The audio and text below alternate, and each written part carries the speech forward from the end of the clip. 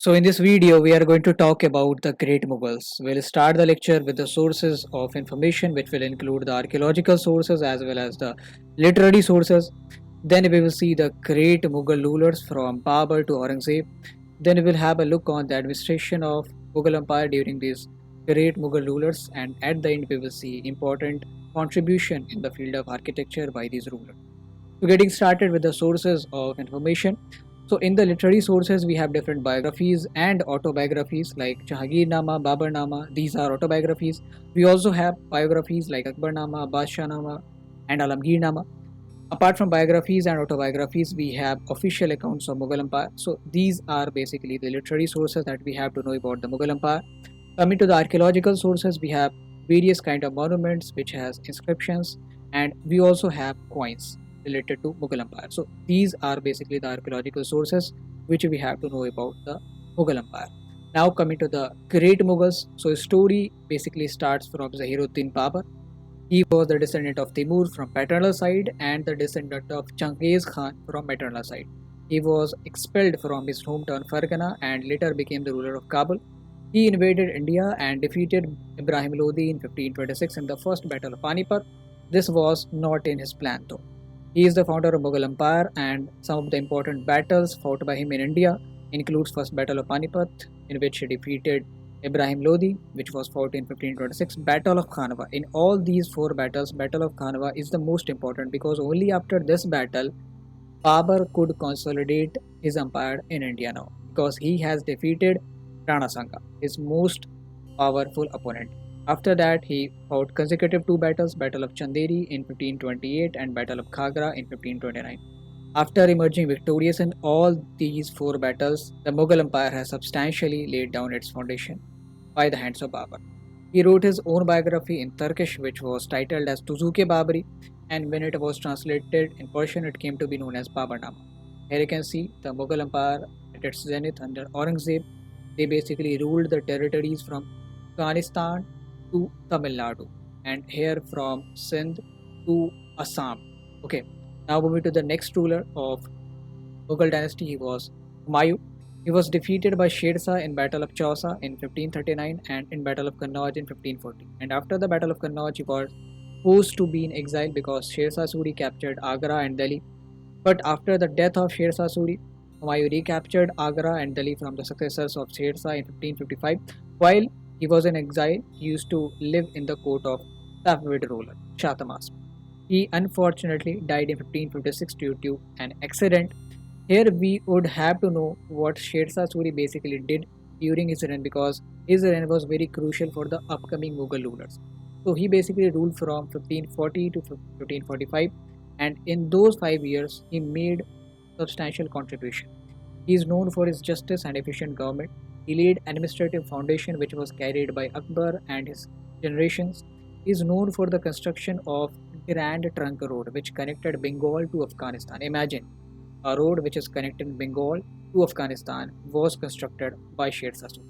Now coming to the third Mughal ruler which was Akbar.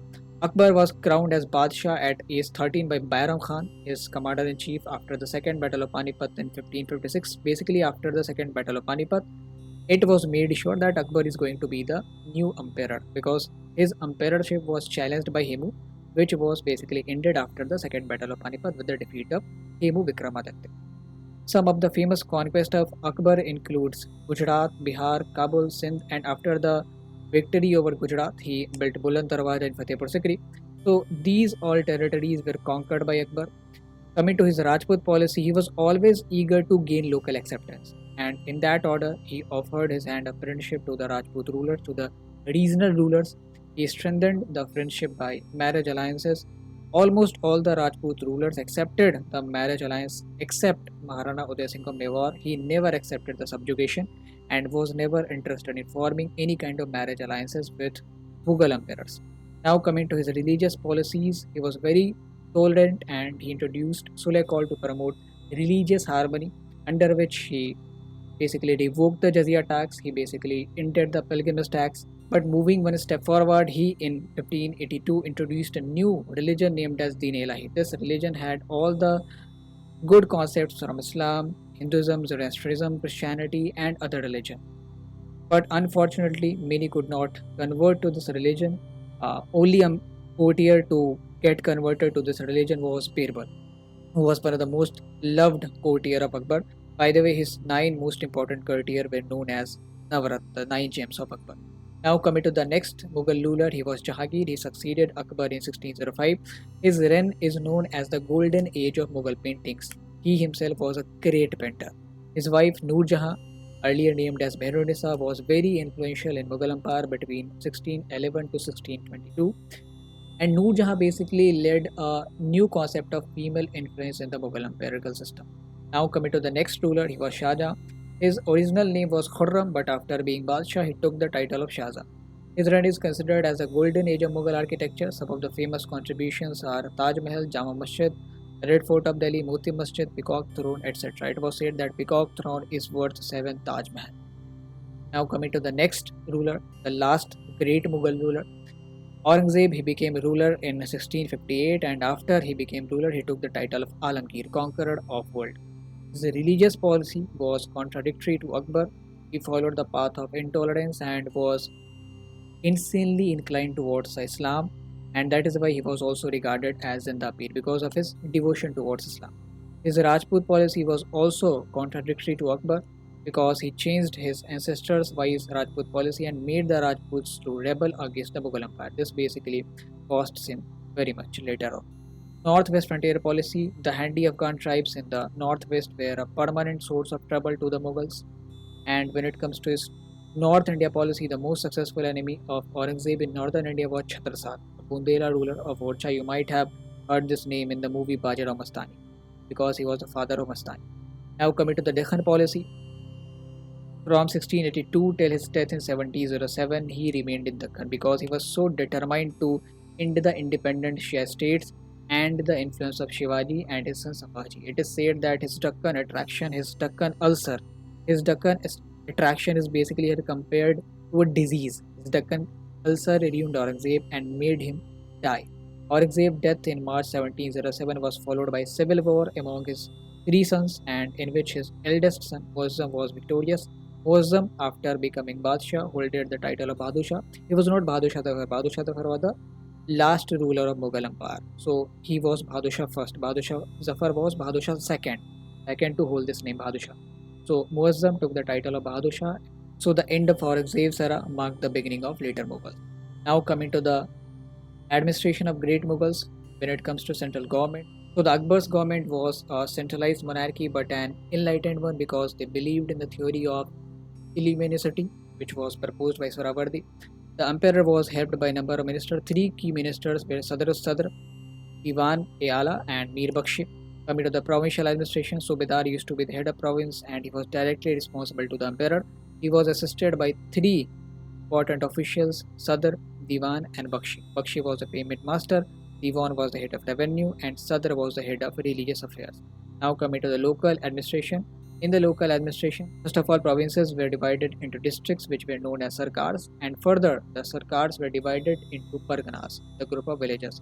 And each pargana had three important officials: Kanungo, Chaudhary. Kanungo basically was the keeper of records, Chaudhary was basically the collectors of taxes, and third was Qazi. Qazi was responsible for local judicial delivery.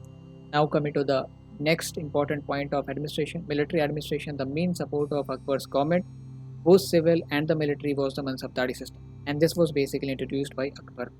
Akbar also had a permanent army which consisted of foot soldiers, horse soldiers, gunners, elephants, navy, and cavalry, etc. So they had a smooth bureaucracy as well as a permanent and powerful army. Now coming to the next feature, land revenue policy. Akbar appointed Raja Todarmal, a Hindu of Khatri caste, as revenue minister, his Diwan-e-Ala, who fixed one third of the median produce as the land revenue. And Todarmal, by the way, achieved a lot during his run as a revenue minister. So he is acknowledged for his achievements, his attainments. Now coming to the judicial administration, Emperor was the highest justice giver. However, Akbar tried his best to introduce Hindu concepts in the judicial system of Mughal Empire, which was inclined towards the Sharia. Now moving towards the architecture during the Mughal Empire. So first achievement is Humayun's tomb. Humayun's tomb was commissioned by Humayun's first wife Bega Begum in 1569. Then after Fatehpur Sikri was established by Akbar in 1569, some of the important buildings located inside the campus are Buland Darwaja, tomb of Salim Chishti, Pachisi Court, Ibadat Khana, and Birbal's house. Coming to the next important contribution, which was Agra Fort, also known as Kilai Akbari, which was made of red sandstone. The same material is used for constructing Red Fort of Delhi too. The construction was done on the order of Akbar. Then Taj Mahal, it is also a UNESCO World Heritage Site. It was declared a World Heritage Site in 1983, and this Taj Mahal is considered the jewel of Muslim architecture in India.